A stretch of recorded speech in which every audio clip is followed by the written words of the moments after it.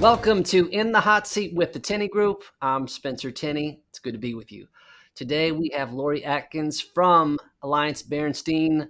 Laurie, welcome. Thank you. Glad to be here. So before we jump in here and heat things up, just take 20, 30 seconds. Tell us a little bit about what you're doing over there at AB, your role and title. Okay. Well, so I'm a wealth advisor with AllianceBernstein. Just a little background, we moved our headquarters to Nashville from New York. We were one of the first, we were the first one on Wall Street to start doing that. But I work with business owners, helping them as they contemplate a sale of their business, and really enjoy doing that, thinking about just their long-term goals, and then, of course, helping them with investment recommendations. So with that, we'll jump right in there. So here's a question that comes up every once in a while. We'll be talking about a business owner exploring a possible sale, and I say, what do you do as far as a wealth advisor, wealth management expertise surrounding your circle of advisors? And they might say, well, 95+% of my total wealth is in my trucking business. What do I need an advisor for that? and so I was like, a lot. So can you basically for the folks that have not really considered having a wealth advisor who fit that description, what are the reasons why somebody would have a wealth advisor, period? Yeah. So, coming from an angle of really many or most business owners have spent years really building their business and putting really all of their assets into their business, to your point of having 95% in that. When you think about a wealth advisor, when you go to the point where you're ready to think about potentially selling your business, it's really a whole new world. What do you do with those assets when you have that liquidity event? Obviously the topic of inflation, which we can dive into a little bit on this call as well. But what happens? What are you supposed to invest in to get a little bit of return? You've gotten return on your business, right? Because you've reached that point where you're ready to sell. But now what? So really, the planning is so important for clients to be thinking about. I think that's a good start for the conversation. So you brought it up. So let me unpack that a little bit in terms of inflation. 40-year record high of inflation. What does that mean for business owners as they are looking ahead at wealth planning, an exit at some point, a liquidity event at some point, let's say in the next 1 to 5 years? What does this mean right now? Yeah. So if you think about a client that sold their company in early 21 and sat in cash for the year, would have lost around 7% to inflation if they just stayed in cash and hadn't done that planning and thinking about putting some of those funds to work. Most business owners obviously take risk in their company, as we talked about, and then are really hoping that they can, and I understand, stay conservative and be able to just have your nest egg and live off of that. Obviously, you mentioned it already with record high inflation numbers. It's even more of a focus now to think about, are there opportunities that we can look at to, sort of keep pace with inflation, or obviously hope to outperform inflation. And that's one of the things that AllianceBernstein, as the largest independent global research firm, we are constantly looking at and providing solutions for our clients to do just that. I think that's wonderful. So there's kind of two tails here. There's the preparation on the front side of a sale, and then there's kind of the strategy post transaction. So let's start on the front side of a sale first. What are some of the common oversights when it comes to wealth planning pre-sale that you would want to make sure that trucking business owners, logistics business owners were more aware of? So when we think about when we're introduced to a business owner, ideally the earlier the better, maybe 1 to 3 years before they are ready to put their business on the market. There's so many things that they need to be thinking about. One, we already said it, typically it's a larger liquidity event. So they're getting those funds coming in. It's not only what do they do with it from an investment recommendation standpoint, how can they keep more of it, right? There's tax consequences, of course, that come along with that. And so you want to have a net number as large as possible so you can, whatever you want to do with those funds for your goals, whether it's, philanthropic goals, giving back to your community, giving back to, gifting to family and things like that. So part of the planning process, you'll hear me mention planning often.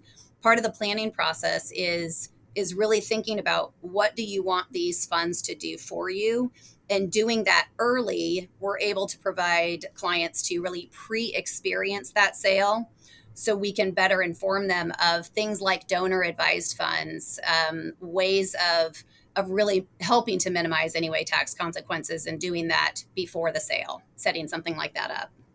I think that's wonderful. So moving to the other side, post transaction, what does that look like? What are the things that should be top of mind for business owners as they are kind of entering that new chapter? And and there's it's very different goals from a financial standpoint. So just kind of walk us through that. Yeah. So when you think about, or when we think about when we're doing a plan for clients, it's lots of different conversations, of course. So we're looking at everything from your income, your expected expenses for the long term. Let's assume that they're not going into another business and they're planning to live off of these assets.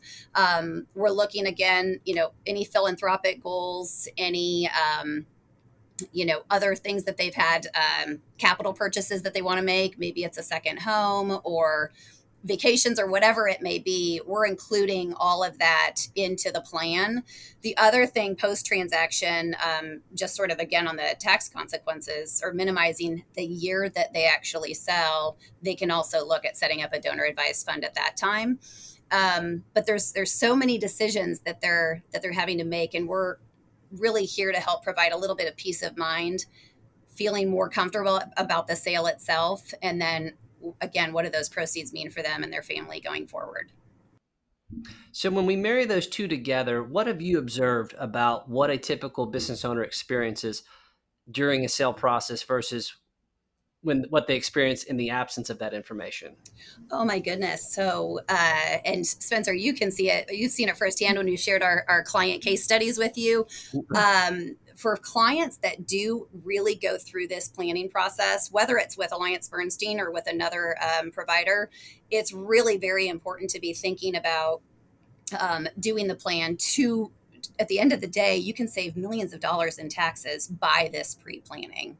It really is that important.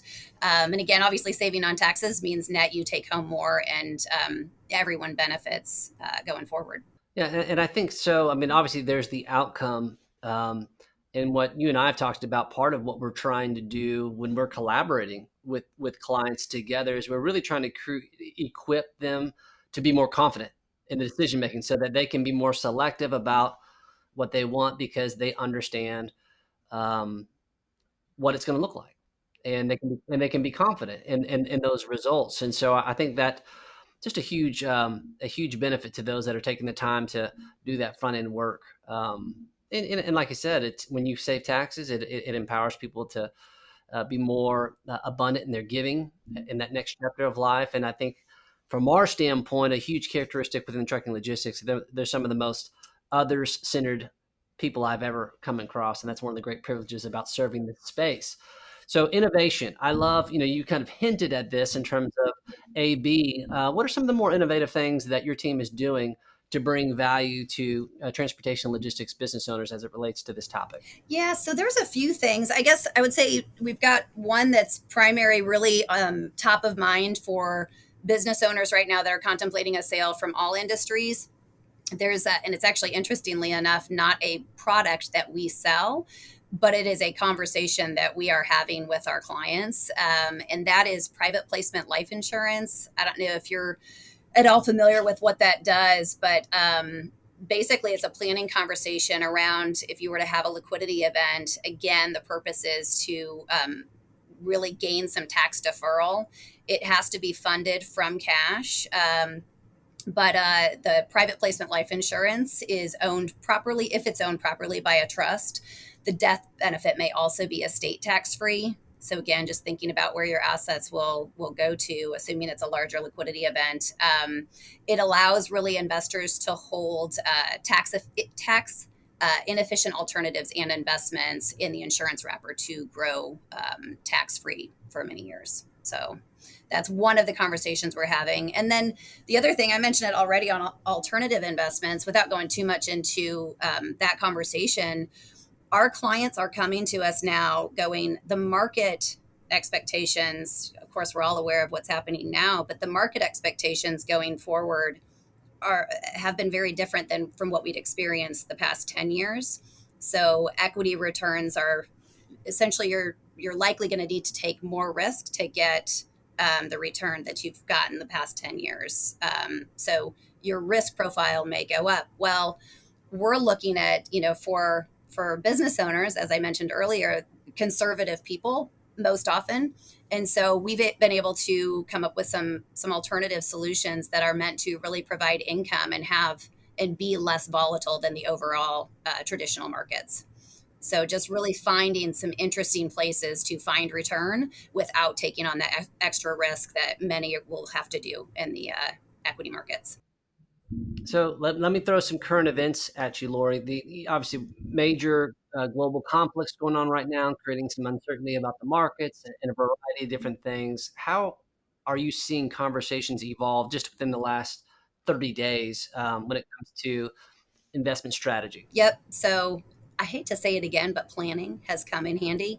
So for my clients, I've done a plan with all of them. So everyone is the expectation has been set. We stress test the analytics that we put together for our portfolios. So our clients going into a market that we're experiencing right now are or should be a little bit prepared, knowing that their portfolio, we've already been set up to be able to withstand a current market environment.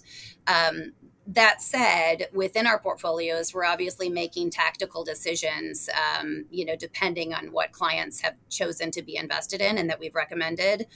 Just in the last couple of weeks, there's it goes without saying almost that there's a higher likelihood of recession in Europe than there was before. So those are portfolios that we're, talking with clients about whether they want to withstand a potential recession in Europe or if they would like to look elsewhere for potential return in the future. So those are there's been interesting conversations you can imagine. But again, most of our clients are feeling well prepared from the plan that we did at the start. And one of the things related to that, no, there's so much volatility. I mean, we're expecting a 10-year high in terms of both volume and valuation within transportation logistics. Yeah. And so there's a lot of folks that this is not their plan to exit right now, Yeah. but because of market conditions, they're you know getting options to consider that Yeah. whether they want to or Absolutely. not. Hmm. So how do you as a team in an advisory role, how are you counseling folks through that where they're, hey, there's an opportunity today, it wasn't a part of the plan? How are you processing that decision alongside clients when it comes to the wealth management? Yeah. So I'm literally thinking of a slide. I wish I could share it. We're able to actually run that and show what it would mean for a client if they were to sell now, because of course, what the number is if you were to get an offer, if they were to sell now, or if they chose to think about waiting. And most often, waiting, the thing you don't know is you don't know what the market conditions are going to be like at that time, right? So, but we're able to show sort of the break even point. Again, I'm picturing this slide, but that helps them feel a little bit more comfortable with, what, it might make sense to do this sale now because this is where the market is, right? There are willing buyers and that are paying at decent premiums. So, No, I love that, and it's special when we um, get to see that on our end as well. And I think that, and really, I mean, I think there's a healthy skepticism in terms of like the deal's not done until it's done. But I think that what's important for people to understand is like this is how you start developing a vision for that next chapter of life, and it takes some time. well, and if I And can add on that, I've worked with clients that have had an offer and they've gone, maybe they're halfway through the due diligence and it ends up stopping, but we still had the plan in place. So the plan didn't change. There might be, some different tweaks to what the actual deal terms are and maybe slight changes to the scenarios, but they still had that plan in place. So then it was just, okay, now what's the next offer? And, they got another one and then they sold, to where it made sense for them. so, a couple more questions. Just the last thing, what's the advice that, the most impactful advice that you could give to a business owner in our industry that may be looking at a future sale? So I've covered a couple of them already, but I would say the private placement life insurance is something that, again, we don't sell that insurance, but we do partner with those that do, and it really is an impactful thing that they could think about putting together. Again, depending on the size of the actual liquidity event. And then thinking a little bit outside of the box of, where your return is expected to go. Be open to potential alternative options that are meant to give you a little bit greater return than the overall markets with less volatility. So those conversations are ones that we're having every day.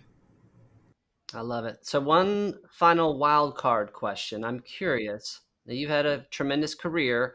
If you're looking back at young Laurie at 22 years old, about to come out of college, what career advice would you give young Laurie?